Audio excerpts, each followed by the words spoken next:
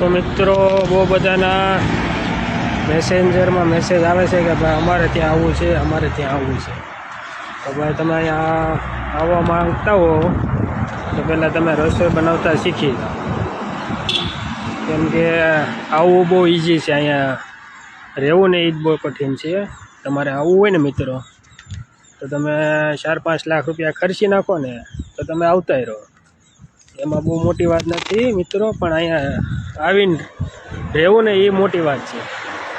કેમ કે અહીંયા એક તો ખાવાના પ્રોબ્લેમ, એટલા માટે તમે રસોઈ બનાવતા પહેલાં શીખો મિત્રો, પછી આવો. ને અહીંનું મોસમ જુઓ, અત્યારે અહીંનું વેધર આવું છે, ફૂલ ઠંડીનો મોસમ છે મિત્રો. તો એક આવું અહીંનું વાતાવરણ છે, સુમસામ શાંતિવાળું.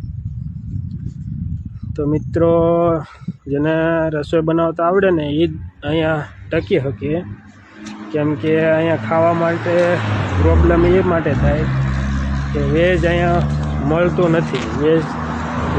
વેજીટેરિયન હોય ને એને તો હાથે જ રસોઈ બનાવવી પડે. બાકી તો માછલા મુરઘા તો મળે જ છે અહીંયા.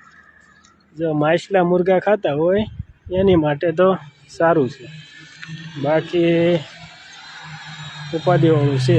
એટલે જેને આવવું હોય રસોઈ બનાવતા શીખી જાય. તો આપણો નેક્સ્ટ વિડીયો આવશે યુટ્યુબમાં, જોવાનું ભૂલતા નહીં. તો મિત્રો સારું, ચાલો આપણી રજા થઈ ગઈ છે, હજી જવાનું છે બહુ દૂર તું, એટલે જોઈ લો તમે.